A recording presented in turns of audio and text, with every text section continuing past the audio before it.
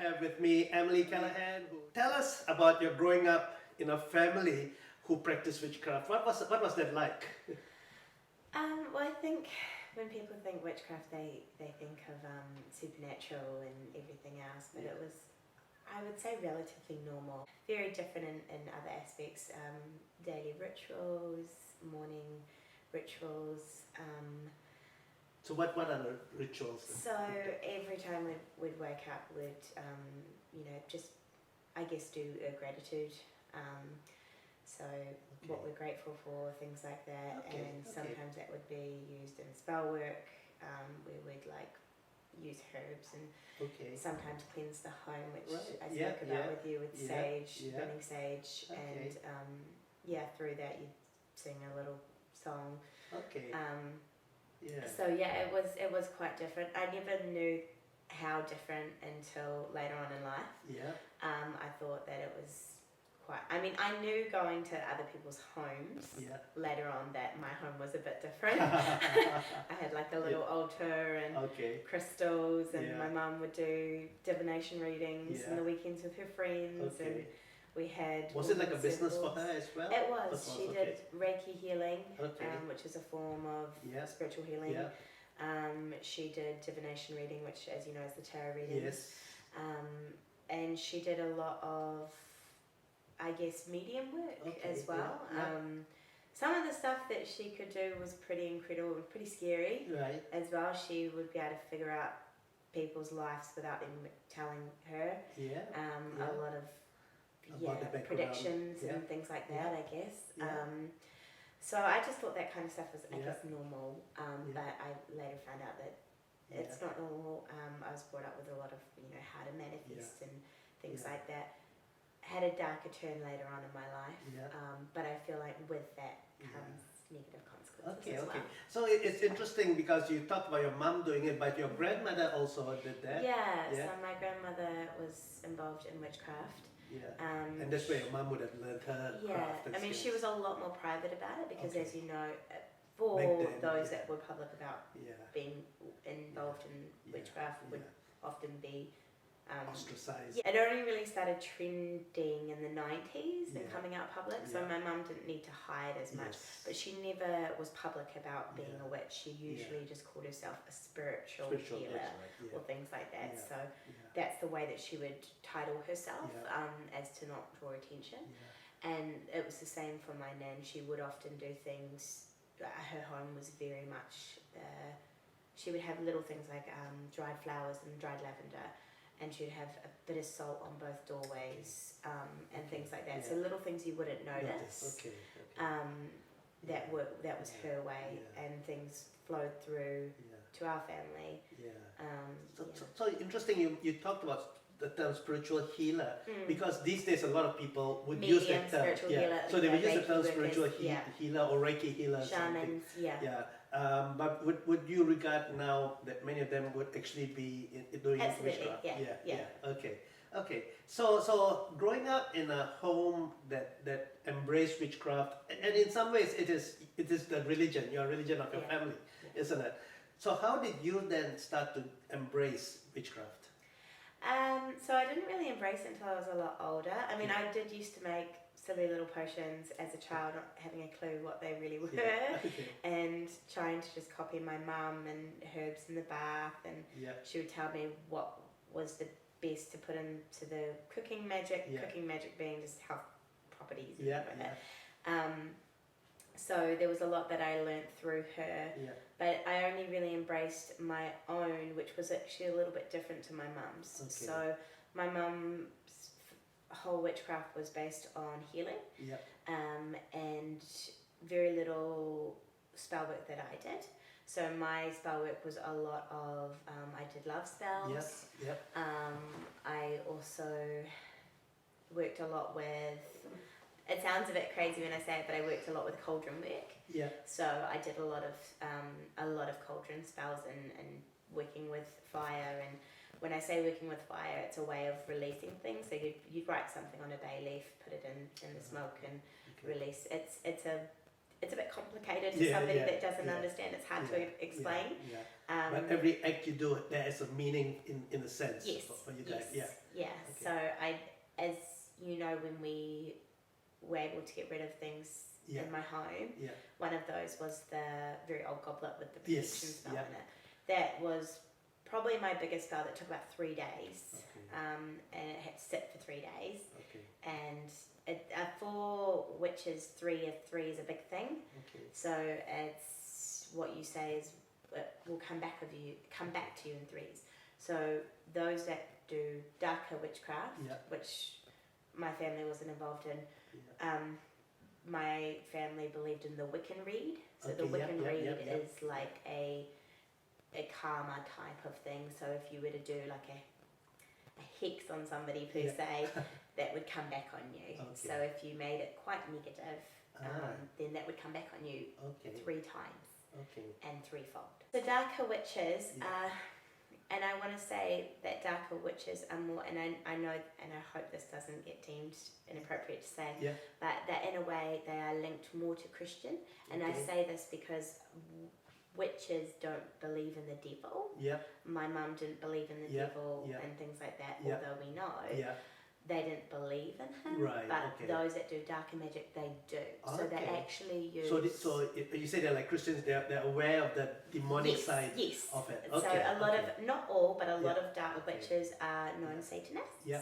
So they're actually, and it's horrible for me to say, I do know of 2, and they're actually the kindest people I've ever met. They are so nice. But that's you know, and they use Satan as a protector. So that the 3 of 3 doesn't come back. But my family didn't follow in that. So what got you searching for a church? You know, you had in some way a faith, a religion. It was basically a religion of your family. So what got you wanting to look for a church?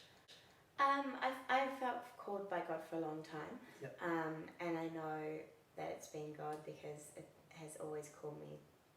I know it's crazy saying it out loud, but almost calling me to the cross. It's always been to the cross. But I've always felt called, and as you know, I've had experiences that have kind of pulled me away. But at the same time, I feel I was stubborn. And I wasn't ready, and I said no. I want to live my life. I want to do my thing, and I was also battling with that faith and battling with the whole concept of everything. And I finally got to a place where I was like, no, I need to actually follow this calling. This is something that I've had for years. And I need to pursue it, and how can I do that in a way that I can find a place where I feel welcome, that follow in my core beliefs. So you must have had some understanding of Christianity to feel God drawing you to the cross. So what are some of your past experiences? Oh gosh, so in my childhood actually, my mum was able to really create, she had energy about her, very nice energy about her. And she was able to kind of create a lot of community. So she did have friends of all different beliefs. And one of her closest spiritual friends, her parents were actually Christian. And I am still in contact with them today. They are actually a really lovely old couple. I went to a church with them, it's very similar to this church, quite an older church. But So how old were you? Oh gosh. Just a child? Very young. I was so young. I think I may have been 8 years old. Okay, so you went to the children's ministry in the church? Yes. Well, I actually sat down because I called him Papa Rod. So he used to play the guitar at the service, so I used to sit with him with my little guitar and just listen to the service. So I knew about worship, and I knew about.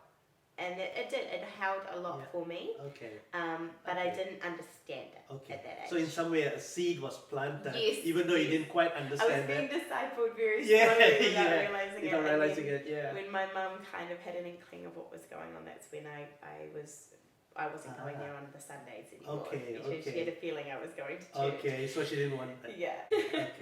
Okay, so that was the very early experience. Any other experiences on the journey? In your teenage years, for example? Negative, unfortunately. Okay, but, yeah. I did go into a youth group. Yeah. I actually had a girlfriend at the youth group, and they were very, very against that, which was understandable, but it was the way they went around it, which was extremely... Okay, and you felt hurt by that? It was very inappropriate, yeah. But I had a good experience at that youth group. Okay. There were... I developed friends that I still have today through that youth that's group, good. actually. So it wasn't an all bad experience. And then you became an adult, and you had any further experiences? I went to another church in Christchurch, and I felt quite judged immediately, but I guess I was very quirky with my dress. But at the same time, I did go in there with an open heart and an open mind, and I was very honest, and I feel like that may have been a fault of mine, looking back at that now. But at the same time, they were very quite extreme with how quick. Okay, so when you said the judgment, what were they judging you? So just the looking up and down neatly. And they shared. You told them about your. I told them about witchcraft, and I explained a lot, a little, just a summary of everything, and that was when I was actually pulled into a different room with multiple women, which I thought was comfortable. I thought they were making me comfortable, and that was when they said that I needed to burn all of my old stuff, which I understand would have had to be a progress, but the way it was done and how quickly it was done was too fresh. You didn't feel ready. It was very, it was a deep cut, and I was very emotional through that, so I cried for a couple of days, which I think was a good thing, because it actually gave me time to grieve about past views and really revisit things. But it was just, if it had been done in a more gentle way. At this point, I just thought, no, I just feel so pushed. I feel like I'm in a corner. I can't do this, and just no, I'm not going to believe in anything anymore. I was at that point where I was like, I am atheist. So I grabbed my Bible and other witchy things, and I took them into the garage, and my Bible dropped. And I didn't really think anything of it, but it was the fact that it had landed on a page. And I tried to delete these words out of my mind for so long, because they hit. And it said, do not worship any other idols or deities or things like that. And I saw that, and it stuck with me for quite a long time. And I thought, I know what you're doing, but I'm ignoring you. and when I showed you that was in the 10 Commandments, Exodus 20, you should have no other gods but me, and have no other idols and images. That was the verse you saw, wasn't it? And I just kept being called. And that was when I was like, okay, bite the bullet. I'm actually just going to listen to you, and I'm going to reach out. And I actually reached out anonymously. And so you came to the church, and almost it was about a week later that you decided to get baptized. So why did you want to so quickly decide to get baptized rather than wait and see how this thing goes? So why did you decide to get baptized? Again, I felt ready. I felt it was the right time, and I've been in and out, but meeting with you, and also just having conversations with God, and really being heard and hearing His voice, and even if I'm not hearing His voice, knowing, and that knowing, I knew I was in His presence, and I knew that He was accepting me and saying, come, just come, and that was kind of the whole yes for me. And when it came to baptism, it's a symbolic public display of a promise. And it's very much like a marriage to me, You don't need a ring to show your commitment. It's a covenant relationship with God, isn't it? It's a way of celebrating that, and washing that dead life, and being resurrected in Him. And I felt like for me, being a very practical visual person as well, it was a big thing for me to do. And I think it felt like it was a rite of passage for me. And I know that might sound a bit crazy, but I felt like it was my way of being able to really be clean and really feel, just in his presence, and really. That's great. That's great. And your 2 children also want to get baptized as well. That actually really surprised me, because I don't force my kids to do anything. And they are very much independent children. So when I actually sat down and said, Mum's getting baptized, I explained exactly what it was and what it means, and ended up asking if they wanted to do it. They both turned around and said why they wanted to do it. Just recently, we came to your house to do a house cleansing and getting rid of all the stuff, which was what the other church wanted you to do, and so they were in a sense right in what they were expecting of you, but you felt pressured at that stage. Again, it's all about readiness, and I felt that I was able to do that. And it was nice that it was organic. It happened organically, and it wasn't forced, and nobody told me to do it. I did pray over it. I definitely, and that was when I actually sat down and did some prayer, and God was like, "You're strong enough to do this." So they're going, "How do you know that I'm strong? How on earth do you have any idea that I'm strong enough to?" But I'm like, okay, if you believe I am, because I thought I was going to crack. I thought I was going to cry because of my first experience, and I thought it was actually going to be traumatizing. So for it to be so calm and me to just feel there was no sad emotions, there was no anger, there was no resent, there was no bitterness. It was just, it actually felt like a relief. That those ties were completely cut. So, people watching this may not realize those items that you got rid of are actually really special to you, isn't it? Sentimental. It's been passed on from grandmother and your mom as well. And so for you, it's not just giving up a religion, it's actually giving up a strong part of your life as well. It's a whakapapa. It is. It's a sense of what I was brought up with and what I've forever been around until this stage of until my new life. So it was a big step for me. How are you feeling today as a follower of Christ? What are your thoughts? That's a really good question.